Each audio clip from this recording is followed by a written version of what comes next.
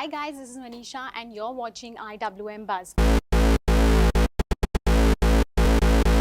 खतरों से खेलना कोई आसान बात नहीं है, लेकिन आज मैं जिनके साथ बैठी हूँ उनके लिए तो ये बाएं हाथ का खेल है। जी हाँ, आप सही समझे, वह है Rohit Shetty sir.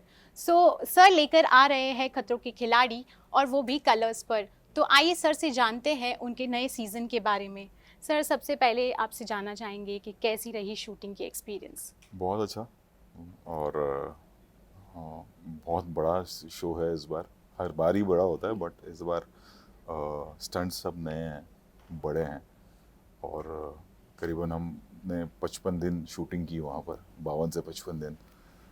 Episode wise भी इस बार ज़्यादा एपिसोड्स हैं पिछले सीजन से। एंड यूनिक है, थोड़ा सा नया है, बड़ा है, नए स्टंट्स हैं, एंटरटेनिंग है।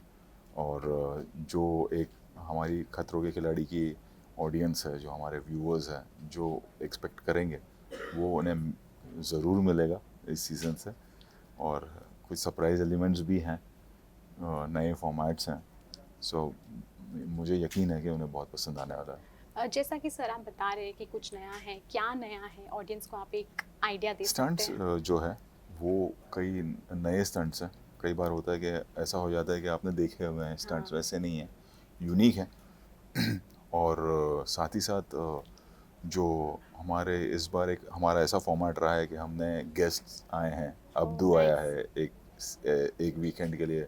फिर हमने अपने हमारे जो पुराने फाइनलिस्ट हैं हम्म। वो आते हैं। जब हम्म। आप एपिसोड्स देखेंगे और जिस तरह से खतरों की जर्नी आगे बढ़ेगी तो आप हम्म। देखेंगे कि हिना आती हैं, फिर दिव्यांका हैं, फिर फैज़ू है। हम्म। तो वो पहली बार हो रहा है।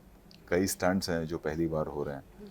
एक यूनिक फॉर्मेट पे शुरू होता है हर बार।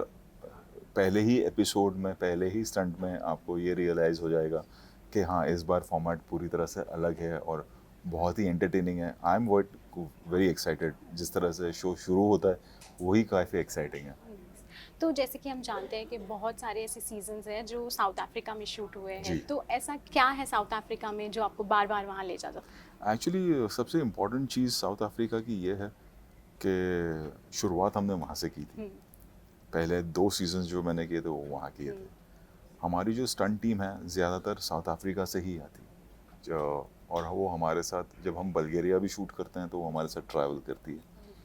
और मैं हमेशा ये कहता हूँ, मेरे टीम मेंबर्स भी कहते हैं कि केप टाउन जो है वो गढ़ है खतरों के खिलाड़ी का। क्योंकि जिस तरह का वहाँ पर हम स्टंट्स करते हैं हम्म। और जिस तरह की वहाँ पर हमें एनिमल्स मिलते हैं, और वहाँ पर एक सेट टीम है हमारी हम्म। जिनके साथ हम वहाँ काम करते हैं, तो ऐसा लगता है कि हम अपने सेकेंड होम जा रहे हैं। जिस तरह से गोवा या हैदराबाद में शूटिंग करते हैं, वैसा लगता है कि केप टाउन में भी उसी तरह का माहौल हो गया है अब। बट आपको अगर ऐसा मौका मिले कि आप कोई दूसरी कंट्री में शूट कर सकते हैं खतरों के खिलाड़ी, तो कौन सी कंट्री चूज आई करेंगे? थिंक बहुत सारे एस्पेक्ट्स हैं जिस पे हमें ध्यान देना पड़ता है। हम्म। जैसे जब हम केप टाउन के बाद हम स्पेन गए थे। हम्म। फिर हम स्पेन से हम उसके बाद का सीज़न हमने अर्जेंटीना में यस। किया। फिर अर्जेंटीना के बाद हम बल्गेरिया गए। बल्गेरिया के बाद फिर हम वापस अब साउथ। साउथ अफ्रीका आए हैं। हम्म। तो जो भी कंट्री सेलेक्ट होती है उसमें हमारी जो प्रोडक्शन टीम है और हमारे जो बाकी बैक एंड पे जो काम करते हैं, जो उन्हें बहुत चीज़ों का ध्यान रखना पड़ता है कि whether it is a stunt friendly country और नॉट, कि हम चॉपर्स यूज़ कर सकते हैं कि नहीं, हमें उस तरह के यूनिक एनिमल्स मिलेंगे या नहीं, क्या वहाँ पर इतनी स्पेस है, अलग इतनी सारी लोकेशंस हैं। अगर मैं आपसे कहूँ कि इस सीज़न में हमने 84 स्टंट्स किए हैं, 84। तो वो Amazing. हर स्टंट के लिए या हर 2 स्टंट के बाद एक नई लोकेशन मिलना, तो बहुत सारे लॉजिस्टिकली बहुत सारी चीज़ें होती हैं इस शो पे, जिनका ध्यान रखना पड़ता है जब कोई कंट्री सेलेक्ट होती है तो। अग्री। सो अगर हम कंटेस्टेंट्स की बात करें इस साल, तो ऐसे कोई 3 कंटेस्टेंट्स आप मुझे बता सकते हैं जिन्होंने बहुत ही शानदार परफॉर्मेंस दी है? 3 से ज़्यादा मैं कहूँगा। डीनू जेम्स बहुत अच्छे थे, हुँ। रश्मीत सिंगर हैं लेकिन वो बहुत हुँ। अच्छी थी। अ, अरिजीत बहुत अच्छा था, ऐश्वर्या ने बहुत अच्छा परफॉर्म किया, नायरा बहुत अनप्रेडिक्टेबल रही है। सभी का अपना एक कैरेक्टरिस्टिक रहा है। सौंदूस मिड सीजन तक बहुत हुँ। टफ रही हैं और आगे भी उन्होंने बहुत अच्छा परफॉर्म किया है। तो किसी एक या दो खिलाड़ी का नाम नहीं ले सकता, कि इस बार बहुत ज़्यादा स्टंट्स थे एक तो, और दूसरी चीज़ ये कि ज़्यादा स्टंट्स के साथ साथ कम ऐसे खिलाड़ी थे जिन्होंने नहीं परफॉर्म किया हो, ओह नाइस। तो इट वाज किसी एक को क्रेडिट देना ठीक नहीं रहेगा।